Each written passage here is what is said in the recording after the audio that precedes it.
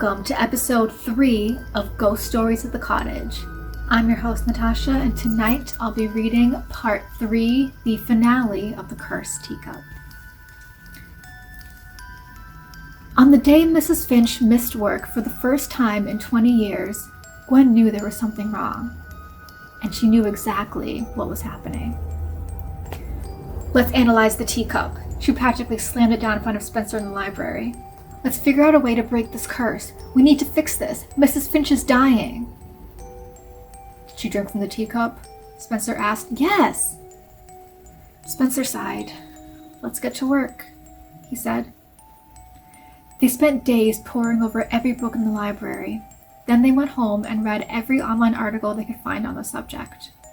There was no hope out there, and they were running out of time. What if we break the cup? Gwen asked. She and Spencer had been visiting Mrs. Finch in the hospital after work, and tomorrow was the 17th day since she had drunk from the teacup. It's risky. We could be releasing the spirit out into the world, Spencer said.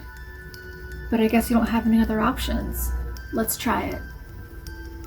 They went back to the mansion to grab the teacup and a hammer. This was their last chance to save Mrs. Finch and break the curse. They went out into the backyard. The weeping willow that Gwen had spent countless days relaxing and enjoying her lunch under looked menacing in the dark, like a giant ghoul waiting to deliver bad news.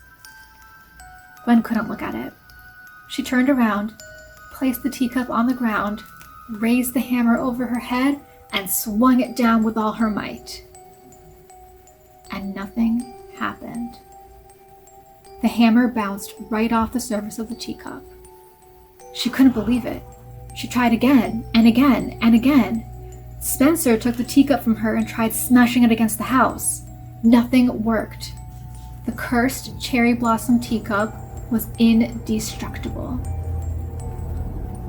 Gwen finally passed out in shock, confusion, and exhaustion. She woke up the next morning to her phone ringing. It was Spencer. Hello? She answered groggily. Spencer wasted no time. Mrs. Finch had passed away, he said somberly. Gwen jolted up in bed. What? She screamed. Spencer began going over the details with her. The story he was told, the funeral arrangements. But Gwen couldn't concentrate. As tears filled her eyes, she absently wondered how she'd gotten back into her house the night before. The next few days were all a blur. The funeral, the wake, the burial. We have to get rid of the teacup, Spencer said one day, breaking Gwen out of her reverie. But how? She asked. We can't destroy it, and we can't sell it or give it away. We should lock it away, he said. And so, they created a memorial for Mrs. Finch and Daisy Miller in the library. Locked away in a display case is the cursed cherry blossom teacup, with the key hidden away somewhere. They say that Mrs. Finch still haunts the Patterson mansion, protecting the world of the living from the cursed teacup.